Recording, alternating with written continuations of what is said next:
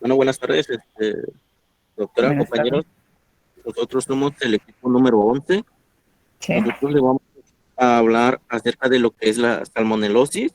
bien, El equipo está integrado por De la Cruz Bautista José, Mejía Cruz Carolina Paulet, Molina Demetrio Exxon Eduardo, su servidor Rafael Arellano Eduardo y Pineda Arce Ever Abisaí.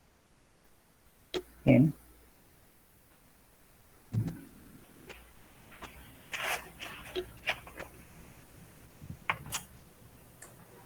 ¿Quién va a iniciar? Entonces, compañero, Ok, buenos días. Empecemos con la introducción.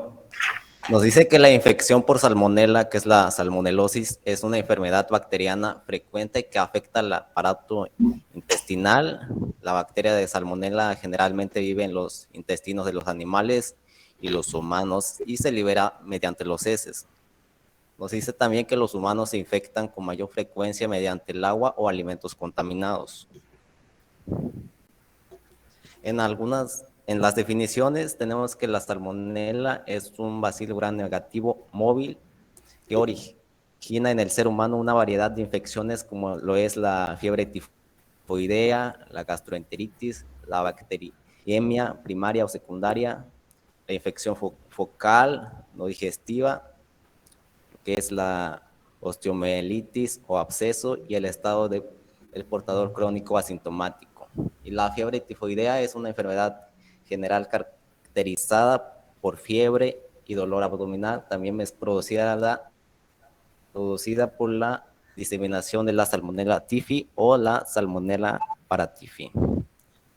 La gastroenteritis viral es una inflamación o hinchazón del estómago y también de los intestinos a raíz del virus. La infección puede llevar a que se presente diarrea y también vómito. Hay que quitar esos renglones de la gastroenteritis viral porque estamos hablando de salmonelosis. Ok. En la epidemiología nos dice que también en México, entre enero de 1968 y marzo de 2020, se evidencia la presencia de al menos 216 serotipos diferentes de salmonella entérica circulando en México. En los estados con climas cálidos y húmedos presentan los índices más elevados de salmonelosis tifoidea en México, ya que las condiciones climáticas consistentes de las zonas tropicales favorecen la proliferación de salmonella con mayor frecuencia, y también la transmisión a través del agua y los alimentos es consecuencia de la contaminación fecal por individuos enfermos o portadores asintomáticos crónicos. Y la alta incidencia de fiebre entérica se correlaciona con los malos sistemas de salud y la falta de acceso al agua potable.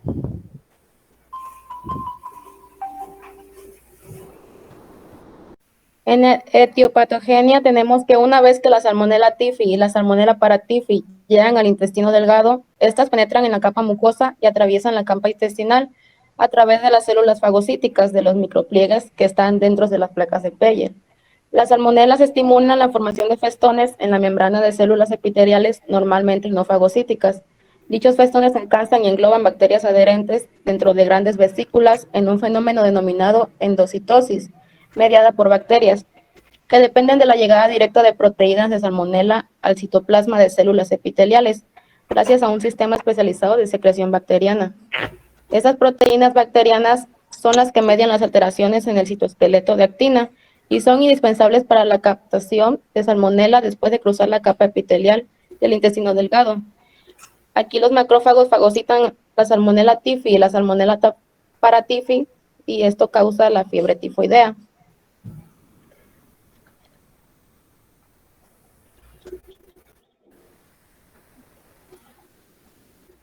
En los factores de riesgo, tenemos que la infección se adquiere por la ingestión de alimentos o agua contaminados. Cualquier alimento se puede contaminar durante la preparación si las condiciones y los utensilios empleados en el proceso no son higiénicos.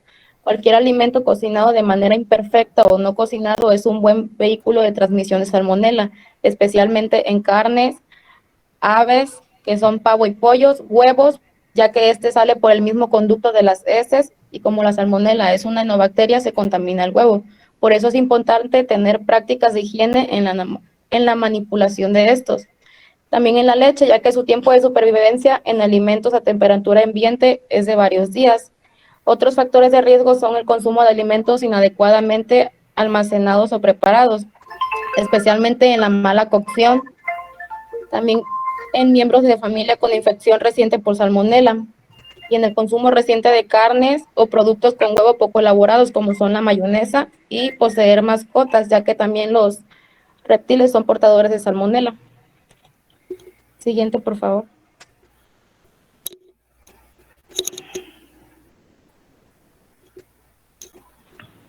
Hola, buenas tardes, doctora. A Buenas mí me tardes. tocó hablar lo de la clasificación. Como lo ven, hice 3 cuadros ahí de la clasificación.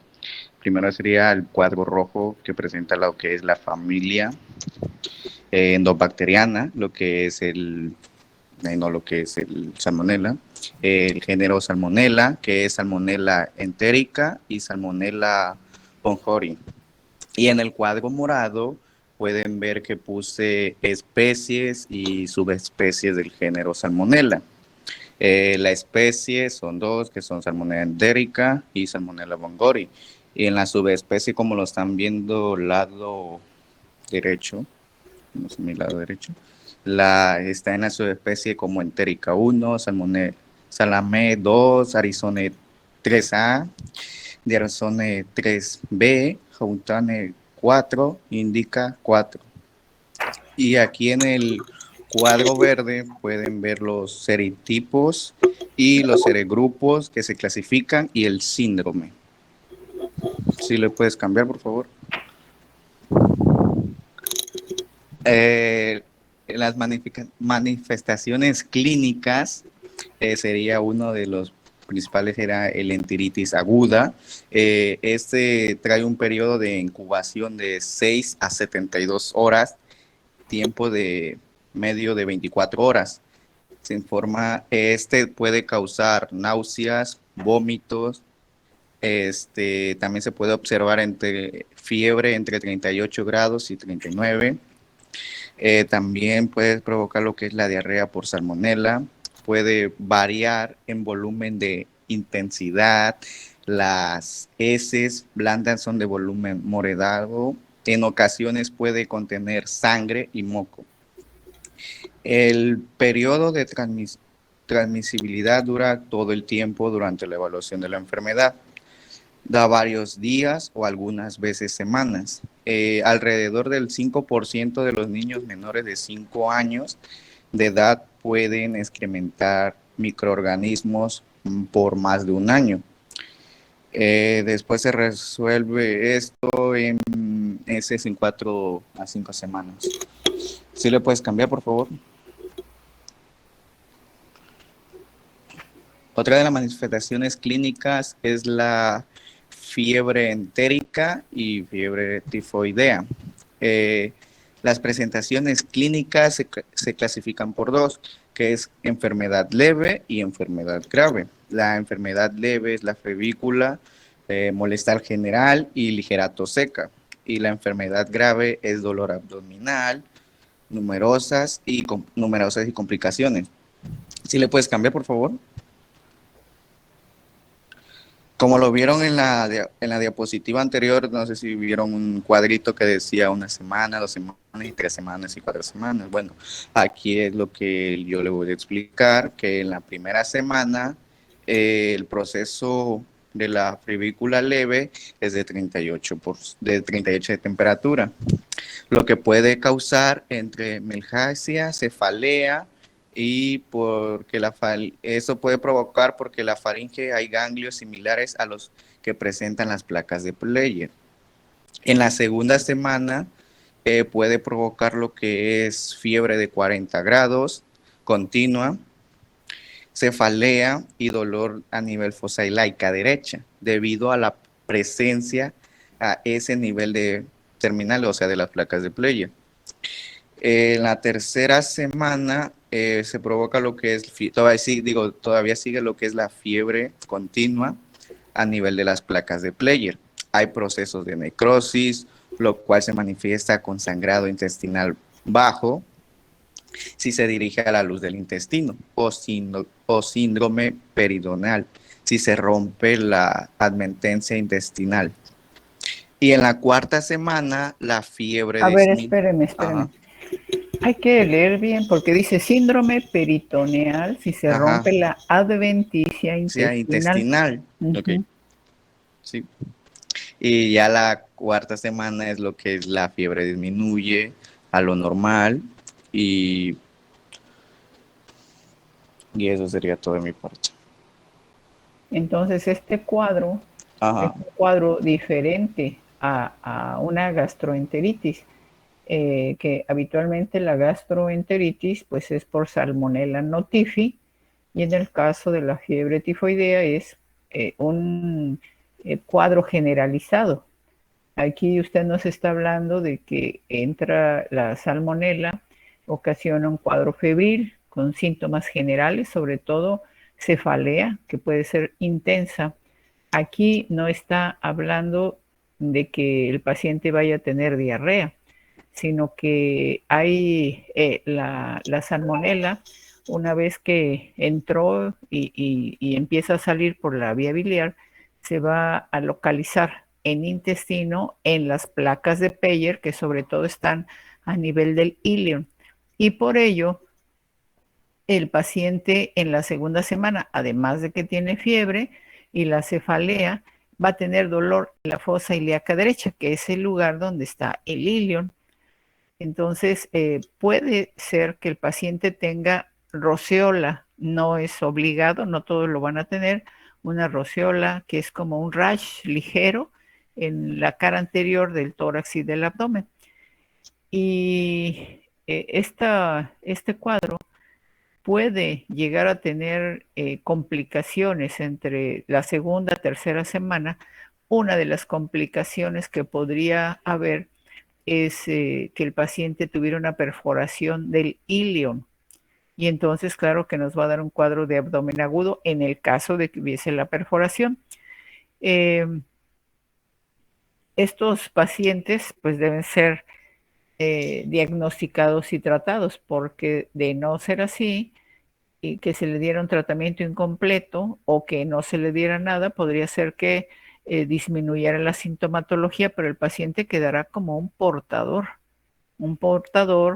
oligosintomático o asintomático, ¿verdad? ¿Qué más?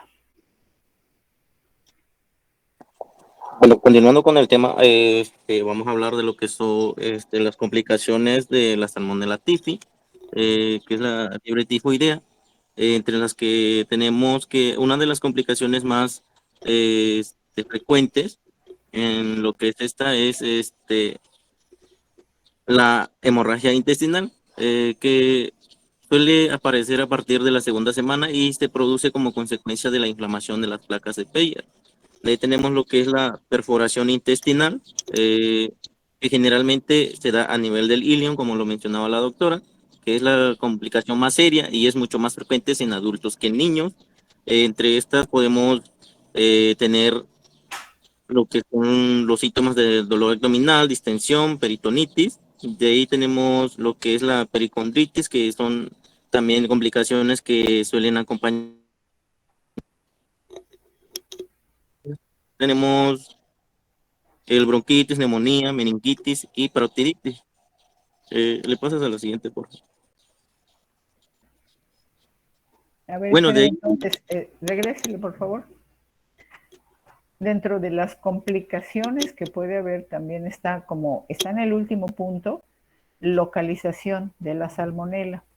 Entonces, la salmonela, por ejemplo, a veces se puede localizar en una articulación y entonces darle un problema articular al paciente. O más grave, por ejemplo, como una meningitis. La bronquitis o la neumonía pues es menos frecuente, o la parotiditis, pero sí, los cuadros meningios son graves y los abscesos en articulaciones, pues habría que drenarlos y darles un tratamiento, pero esas son localizaciones que ocasionalmente puede haberlas. Estas complicaciones no las van a presentar todos los pacientes, la hemorragia, la perforación o las localizaciones. Siga, por favor.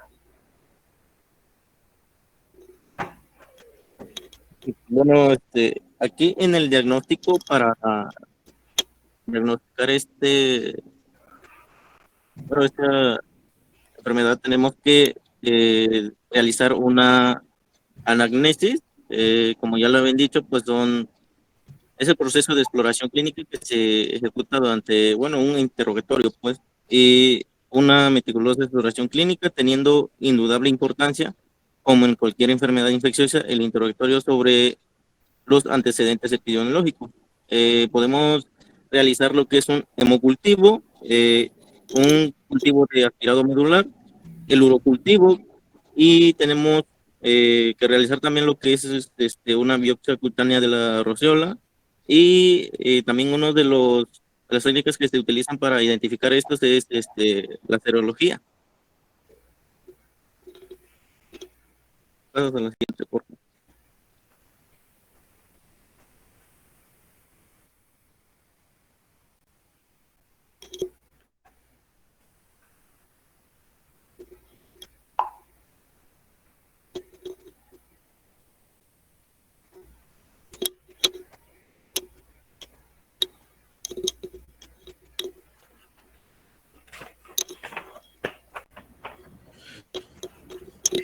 Buenas tardes, doctora. Buenas tardes. Voy a hablar lo que es el tratamiento. El tratamiento por salmonelosis es conservador. La mayoría de las salmonelosis son autolimitadas, por la cual no requieren algún manejo de antibióticos. El A tratamiento... ver, pero ¿cuáles? ¿Mandé?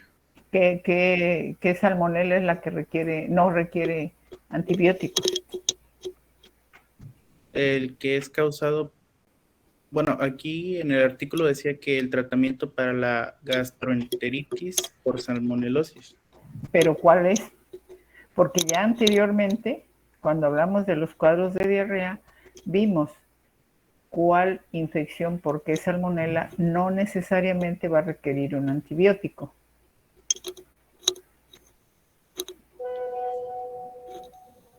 El para TIPI,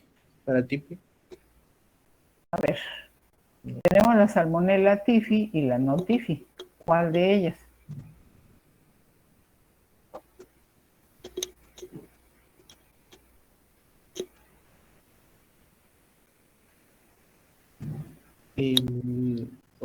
No lo sé, doctor. ¿Cómo? Pues si ya lo vimos. El no TIPI, perdón. La no tifi. Entonces, en ese caso, no necesariamente vamos a utilizar antibióticos, pero sí vamos a necesitar ¿qué cosa que tiene aquí? Lo que es en reposición de agua y electrolitos. Eso sí, porque Es suficiente para que se restablezca por completo un paciente. Sí, se debe valorar desde luego el uso de antibióticos en aquellos pacientes que están inmunosuprimidos o que tienen cuadros donde se compromete el estado general del paciente, tal vez con algunos cuadros escépticos, con diarreas con moco y con sangre. Tal vez se justifica el uso de antibióticos en el tratamiento de la fiebre tifoidea con sangre, tal vez ahí sí es importante utilizarlo, puestos que estos reducen los que son las complicaciones.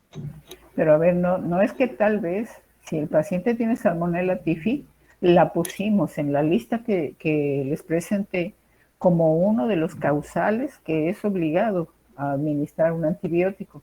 Entonces, en el caso de la salmonelosis o fiebre tifoidea, obligado que se le dé su tratamiento antibiótico. En el caso de la gastroenteritis por salmonella no tifi, pues requiere hidratación y no necesariamente un antibiótico. Más que aquí usted ya nos dijo cuáles son los casos en que un paciente con gastroenteritis por salmonella no tifi puede requerir los antibióticos. Bien, ¿qué más? Sí, se deben utilizar lo que es los antibióticos de primera línea.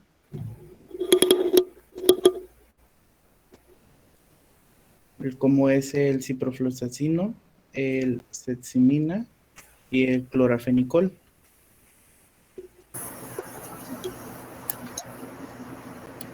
Ya en los antibióticos de segunda línea sería como la ampicilina, la amoxicilina y el trimotoprim. También existe lo que es el tratamiento de erradicación al portador, que consta de quinolas durante 28 días o betalantámicos durante 6 semanas, que sería ciprofloxacino por 28 días y amoxicilina por 6 semanas. La resistencia, hay cepas resistentes a ampicilina, clorfenicol y trimethoprim y sulfametazol. La alternativa de este tratamiento sería la ceftriaxona. Y en las cepas XDR que son resistentes a ceftriaxona y ciprofloxacino, su alternativa para este tratamiento sería la acitromicina. Aquí usted nos está diciendo de medicamentos de primera línea, pero cuando se habló de diagnóstico, nos dijeron qué tipo de estudios debemos de pedir. Entonces, en el caso de la Salmonella typhi, como ya vimos que tiene una acción sistémica, aquí no se habló de, por ejemplo, cuadro de diarrea en la Salmonella typhi. Entonces aquí no vamos a pedir habitualmente un cultivo de materia fecal, sino que nos dijeron, se tiene que hacer un hemocultivo y o un mielocultivo, que ahí hay que hacer una punción para sacar médula y hacer el cultivo. Entonces, aquí ya una vez que se han hecho los cultivos, se tiene que hacer un antibiograma, porque, pase el anterior por favor, hay mucha resistencia a antibióticos. Entonces, en el caso de la Salmonella typhi, bueno, pues no necesitamos en muchas ocasiones usar el antibiótico, pero en la Salmonella typhi sí, y actualmente hay resistencia a ampicilina, a trimethoprim con sulfametoxazol, el cloranfenicol, que fue uno de los primeros antibióticos que se utilizaron hace mucho tiempo, pues ya también son resistentes. Entonces, haciendo el cultivo, hacen antibiograma y ahí nos van a decir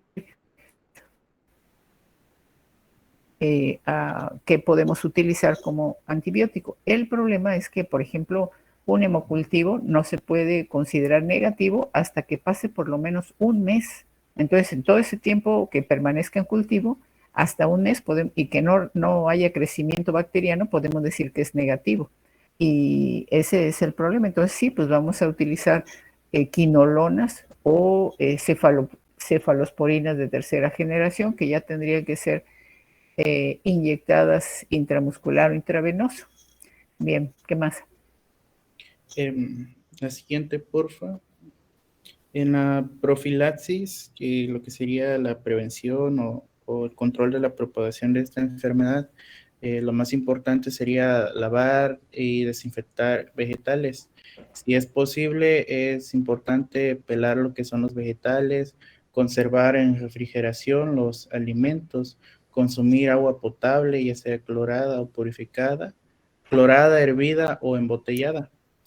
También el control de vectores, como que sería la fauna nociva. También evitar la contaminación cruzada con productos cárnicos, que sería que si en una tabla cortas la carne, en otra tabla tienes que cortar lo que sean los vegetales. Así es. Cocinar adecuadamente lo que es la carne de res, aves y en especial el huevo, que es donde mayormente se presenta. Lavarse las manos después de manipularlo a mascotas o animales. Evitar alimentos caseros preparados con huevo crudo, como serían las mayonesas, helados, aderezos y otro tipo de alimentos. También evitar la contaminación de sembradíos con heces humanas o evitar alimentos, pues, donde son sembradíos, donde habitualmente se riegan con aguas negras, donde son con heces humanas o de animales. Sí, así es. Bueno, en cuanto a los huevos, pues ya nos mencionaron que pueden estar contaminados. A veces el cascarón trae materia fecal de las gallinas.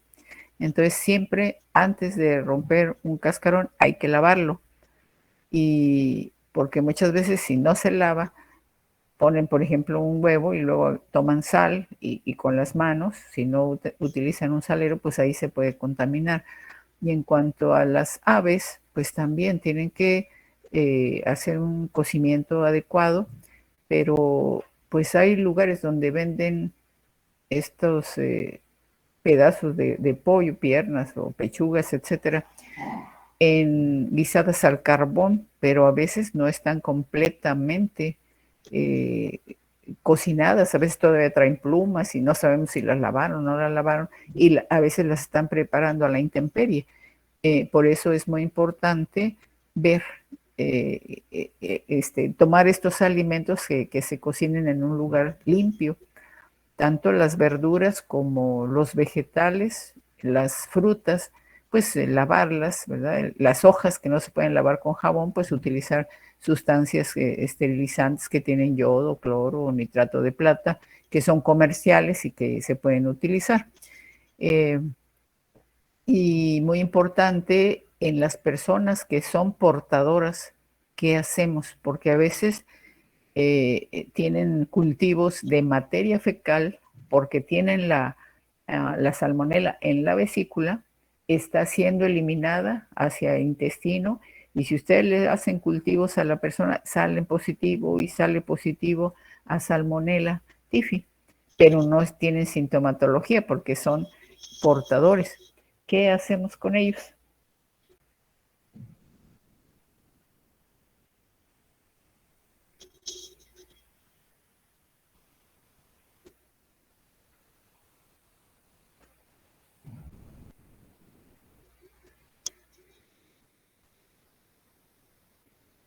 ¿Alguien?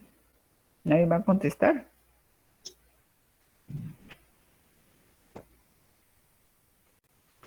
En esos casos, ya si son resistentes a antibióticos, tiene que llegarse hasta la colecistectomía, que a veces la persona dice, bueno, pero no me duele, no le duele, pero si es una persona, por ejemplo, que su trabajo es preparar alimentos y está eliminando a la salmonela en las heces fecales, pues debe de tener mucho cuidado en lavado de manos, de uñas, al preparar alimentos, y sobre todo, muy importante, después de haber evacuado. Por eso es que a veces se tiene que llegar a la colecistectomía sin que tenga cálculos, pero sí tiene a la salmonela. Bien, ¿qué más?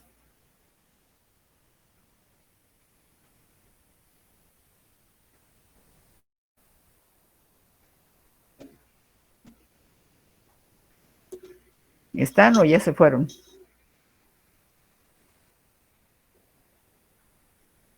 Vamos, doctora. Bueno, ¿qué más sigue?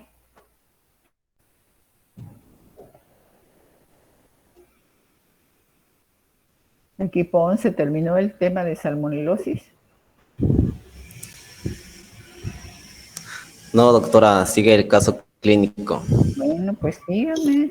Vamos a seguir entonces. En el caso clínico nos habla de un hombre de 29 años de edad que ingresó al hospital por padecer fatiga, anorexia, malestar cefálica occipital, fiebre y dificultad para concentrarse. En la exploración física parecía cansado y adelgazado. Su temperatura corporal era de 40 grados, tenía dolor en el borde hepático que se palpaba 3 centímetros por debajo del reborde costal, padecía dolor abdominal difuso. En la tomografía que se le realizó mostró engrosamiento de la pared en el ilion terminal y ganglios mesentéricos agrandados y aglutinados en el cuadrante inferior derecho.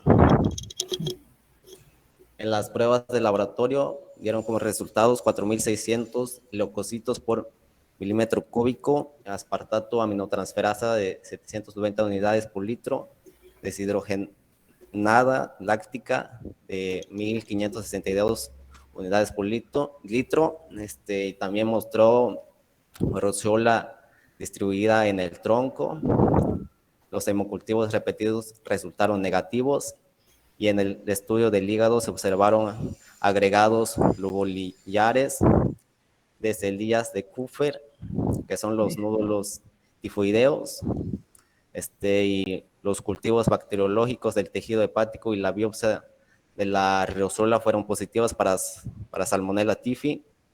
En el cultivo fecal obtenido de la esposa del enfermo fue positivo para Salmonella typhi, y la tipificación molecular del ADN bacteriano se demostró que la esposa era también portadora silenciosa de la infección tifoidea.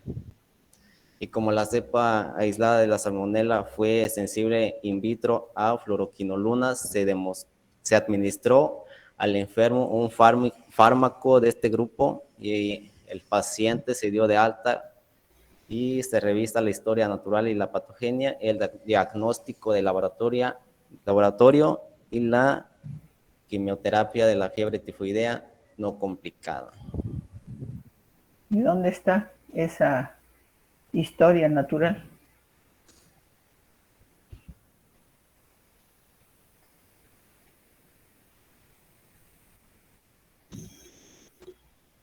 Es decir, aquí ustedes están poniendo, pero ponen incluso lo que no tienen aquí anotado.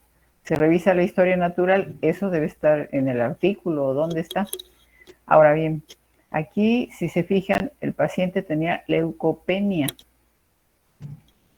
Ese es un dato que puede una persona con salmonelosis tener, a pesar de ser un proceso bacteriano, a diferencia de otras, pues aquí lo más frecuente es que haya leucopenia. Y también, aunque el paciente tenga fiebre, puede tener bradicardia relativa. Aquí ustedes ya saben que si un paciente tiene fiebre, la frecuencia cardíaca aumenta. Pero aquí en estos pacientes puede ser que tenga 39 o 40 grados de temperatura y la frecuencia cardíaca no aumenta. Por eso se le llama bradicardia relativa. Y no todos los pacientes tienen roceola, pero en los que tienen se puede hacer un raspado de algunas de las lesiones y cultivar. Y aquí, fíjense, a este paciente le hicieron cultivo de la roceola y salió positiva y dieron seguimiento, ¿verdad? Porque a la esposa también le hicieron estudio y resultó que la cepa que tenía la esposa como portadora fue la que causó la enfermedad en el señor. Y aquí también falta decir pues que el tratamiento no fue solamente para el paciente, sino también para quien lo contaminó.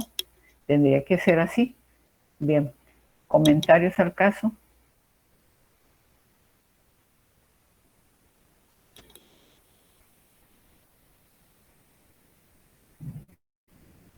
Pregunté. No. Bueno, ¿qué sigue?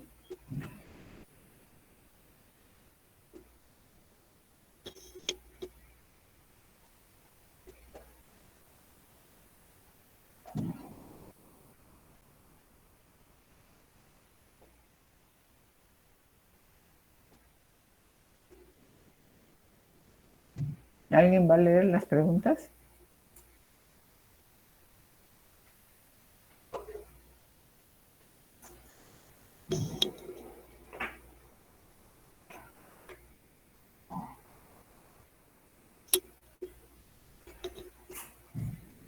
¿Qué pasó?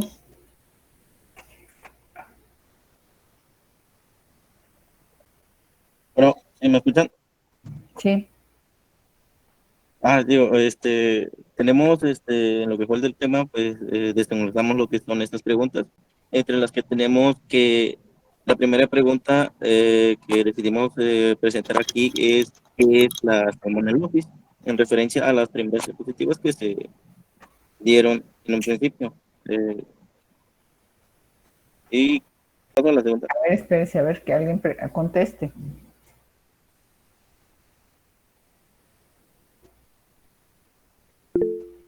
A ver, Carla.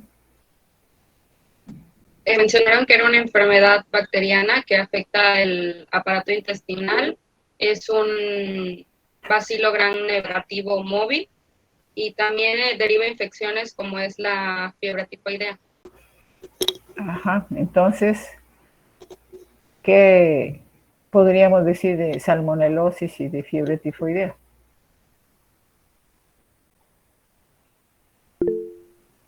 Ruth. De la fiebre tifoidea es una enfermedad infecciosa intestinal también.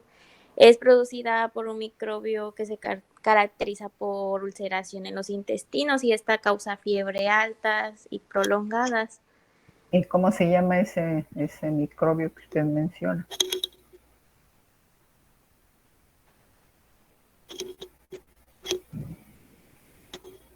Vivian. ¿Es la salmonela?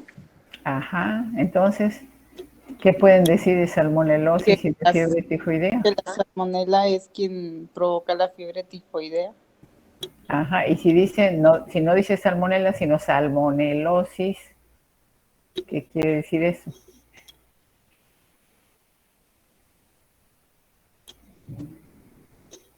Entonces es prácticamente lo mismo, ¿no? Sí, doctora, es lo mismo. Se deriva la salmonelosis, se deriva a la fiebre tifoidea, o sea, es como que junto los dos. No se derivan, sino le llamamos fiebre tifoidea al cuadro febril que causa salmonella tifi y salmonelosis a la infección por salmonella, así es que es lo mismo, ¿sí? Bien, ¿y las complicaciones que presenta la salmonelosis?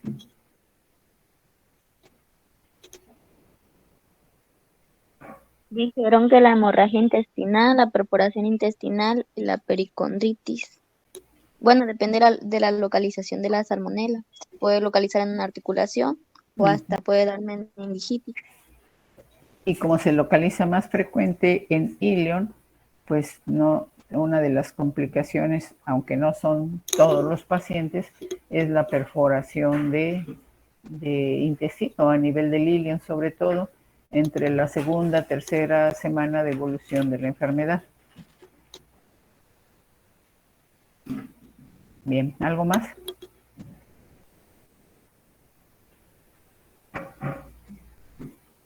Pregunté. No, ya sería todo, doctora. Ok. Bien, entonces, equipo 1, vamos con shigellosis.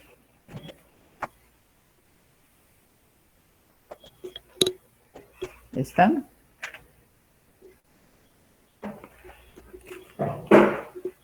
No, doctora, todavía nos faltaban agregar algunas cosas, es que creí que pasábamos mañana. Vamos que agregar algunas cosas. ¿De salmonela o de qué? No, ya va el equipo 1 de nuevo, ¿no? Dijo.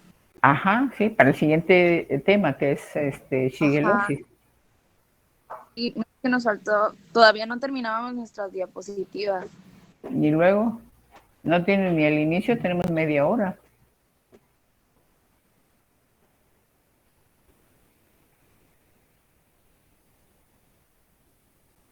Pregunté, díganme.